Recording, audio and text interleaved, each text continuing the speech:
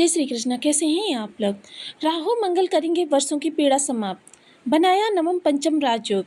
किस्मत सूर्य के समान चमकेगी। रंक से राजा बनाकर आकस्मिक धन लाभ के योगों का निर्माण करेंगे। तो किस तरीके से ये सब चीज़ें होने वाली हैं इस वीडियो में हम चर्चा करने वाले हैं। तो देखिए, राहु क्या है। राहु एक ऐसी ऊर्जा है जो यदि आपको पॉजिटिव रूप में प्राप्त हो जाए तो आपके जीवन के वारे न्यारे हो जाते हैं। आपको अचानक वाले जितने भी प्रभाव प्राप्त होते हैं वो राहु के द्वारा ही प्राप्त होते हैं और राहु के प्रभाव से ही प्राप्त होते हैं, चाहे वो निगेटिव हो या पॉजिटिव। सपोज कीजिए कि सुबह आप घर से निकले हैं ऑफिस के लिए और आपने सोचा कि आराम से पूरा दिन काम करने के बाद इवनिंग में फैमिली के साथ रेस्टोरेंट में खाना खाएंगे और इंजॉय करेंगे, लेकिन कहीं से आपको अप्रिय समाचार मिल जाता है और आपको उधर जाना पड़ जाता है। आपकी सारी योजना धरी की धरी रह गई।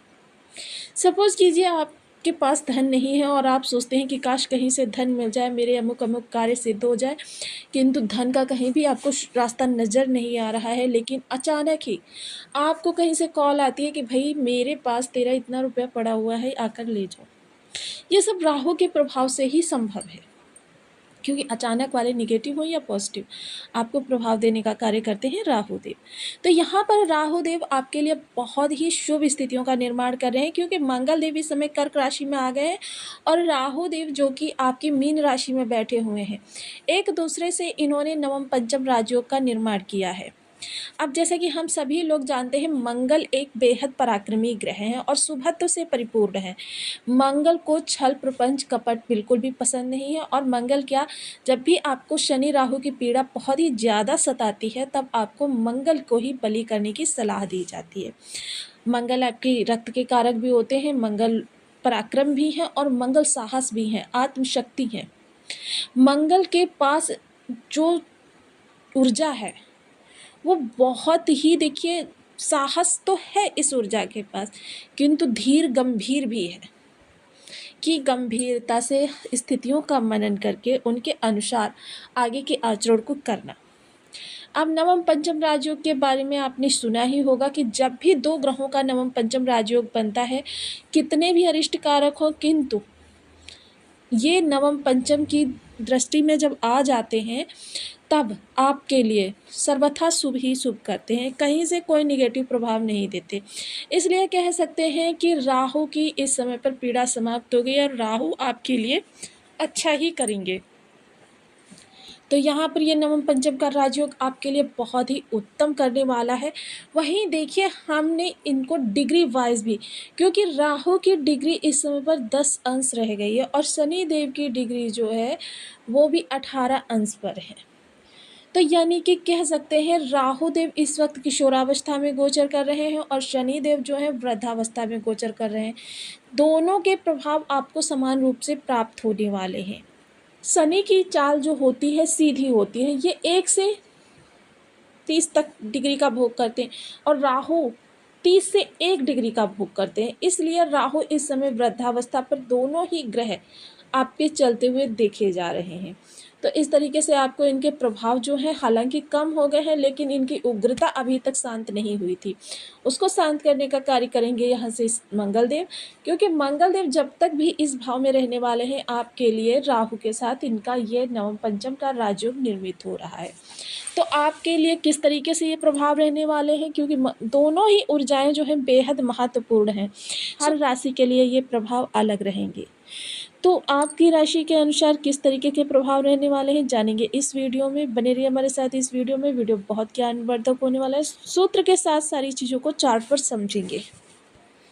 यदि आपके लग्न में 10 नंबर बना हुआ है तो ये राशिफल आपके लिए है। यदि कुंडली में कहीं भी चंद्रमा के साथ 10 नंबर बना हुआ है तो ये राशिफल आपके लिए है। कुंडली ना होने की स्थिति में आप इसे नाम राशि से भी देख सकते हैं। यदि अभी तक आपने अपने इस चैनल को सब्सक्राइब नहीं किया है तो प्लीज़ सब्सक्राइब कर लीजिए, वीडियो को लाइक कर दीजिए, चैनल को शेयर कर दीजिए। इससे होगा क्या कि हमारे आने वाले हर वीडियो की नोटिफिकेशन मिल सकेगी आपको सबसे पहले। एक प्यार से कमेंट करना बिल्कुल ना भूलें। कमेंट से हमें बहुत मोटिवेशन मिलता है, हौसला मिलता है और ये पता चलता है आप और क्या जानना चाहते हैं।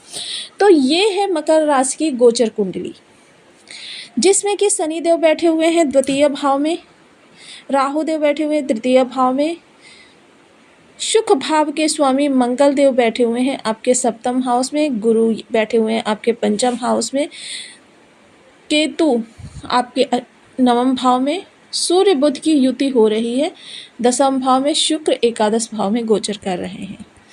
तो ये है आपकी स्थितियाँ। अब राहु देव जो कि आपके तृतीय भाव में बैठे हुए हैं, मंगल देव आपके सप्तम हाउस में बैठे हुए हैं। 1 2 3 4 5, देखिए 5 घर आगे हैं मंगल देव।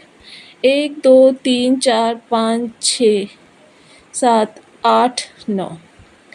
तो नवम राहु देव, नवम पंचम एक दूसरे के भावों में विशेष वृद्धि करते हुए दिखाई देंगे।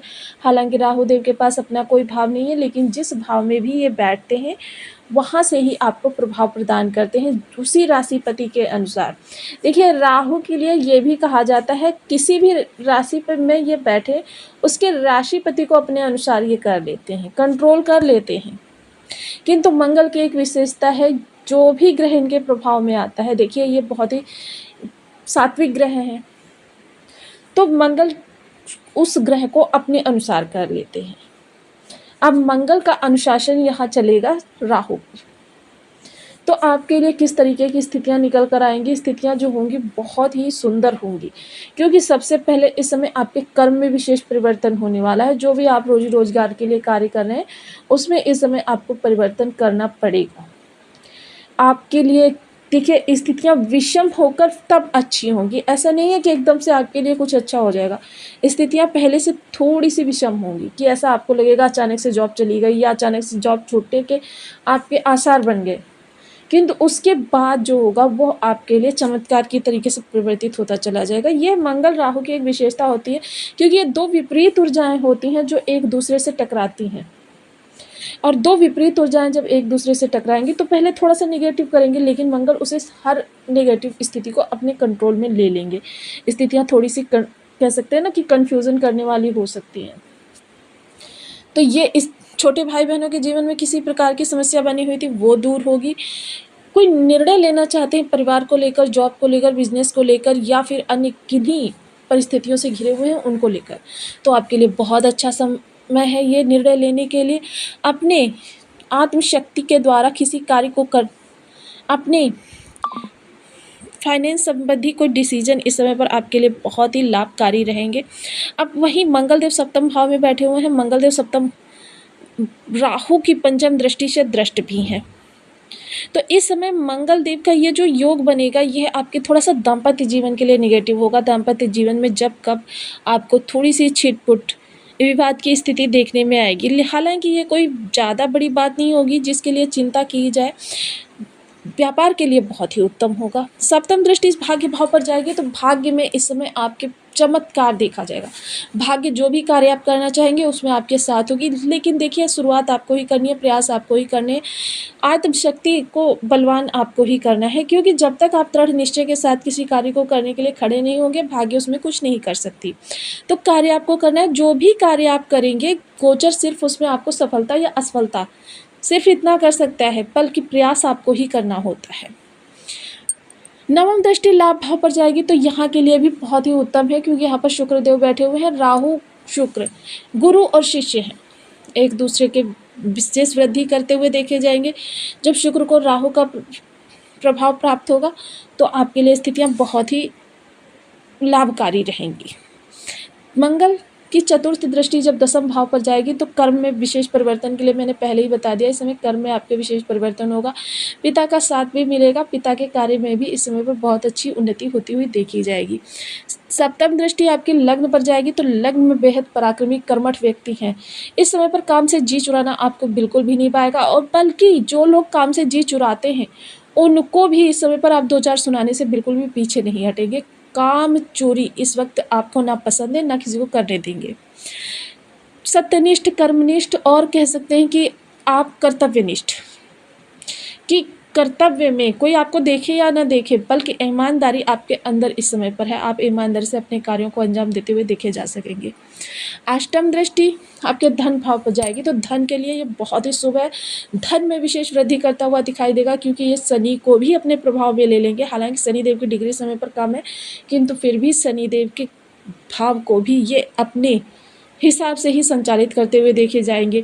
इस समय पैतृक संपत्ति का आपको लाभ होता हुआ दिखाई देगा। वाणी को बहुत ही संभाल कर इस्तेमाल करें। इस समय पर तो मैं यही कहूँगी, जिस तरीके से आप धन को व्यय करने में 2 बार सोचते हैं, उसी प्रकार से आप वाणी के व्यय को भी अपने कंट्रोल में लेकर आएँ।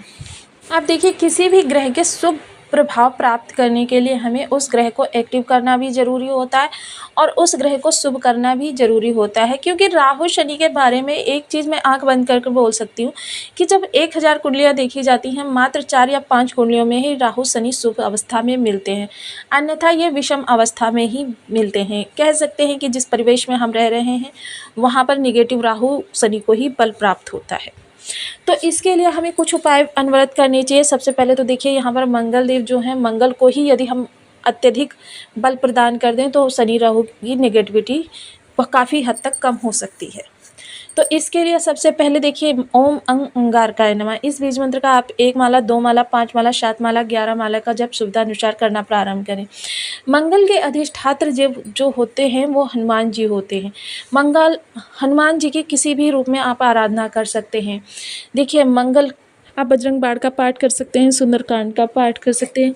देखिए, इस समय पर क्या है, जिन लोगों को कार्य कारोबार से जुड़ी हुई बहुत अधिक समस्याएं आ रही हैं, वो क्या करें, 21 दिन के अंदर 1000 बार बजरंग बाण पाठ का संकल्प लें। इससे क्या होगा कि आपके कार्य कारोबार से जुड़ी हुई समस्याओं का हनुमान जी निवारण करेंगे। हनुमान जी को चोला चढ़ा सकते हैं, राम रक्षा स्तोत्र का पाठ कर सकते हैं। देखिए, इसके अलावा यदि आप कोई चलते फिरते वाले उपाय करना चाहते हैं तो लाल मसूर की दाल ले लीजिए। अपने सिर से एंटी क्लॉकवाइज, देखिए आपके बर्थ चार्ट में जिस भाव में मंगलदेव बैठे हैं उतने 100 ग्राम आपको लेनी है। मंगलवार के दिन सायं के समय गोधूली वेला में एंटी क्लॉकवाइज 7 बार अपने सिर से उतार कर जल प्रवाह कर देनी है। लाल रुमाल सदैव अपने पास रखें। लाल कपड़े यदि ना धारण कर सकें तो लाल रुमाल सदैव अपने पास रखें। लाल कपड़े में सौंफ बांधकर अपने शयन कक्ष में रखें। इससे भी आपके मंगल की ऊर्जा जो होती है वो शांत होती है। इसके अलावा मंगलवार के दिन रसदार मिठाई, बूंदी, इमरती, जलेबी, कोई भी रसदार मिठाई लेकर मंदिर जाएं, हनुमान जी को भोग लगाएं। बंधु बांधवों के साथ खाएं, लेकिन बंधु बांधवों के साथ यदि पॉसिबल ना हो पाए तो वहाँ पर प्रसाद के रूप में वितरण करें और थोड़ा सा प्रसाद स्वयं भी ग्रहण करें। इससे आपके मंगल की नेगेटिव ऊर्जा समाप्त होती है। तो आपको वीडियो कैसी लगी मुझे कमेंट बॉक्स में ज़रूर बताएं। चैनल पर न्यू है तो प्लीज़ वीडियो को लाइक शेयर, चैनल को सब्सक्राइब करना बिल्कुल ना भूलें। मिलते हैं नेक्स्ट वीडियो में, तब तक के लिए नमस्कार। अपना ध्यान रखें, स्वस्थ रहें, मस्त रहें।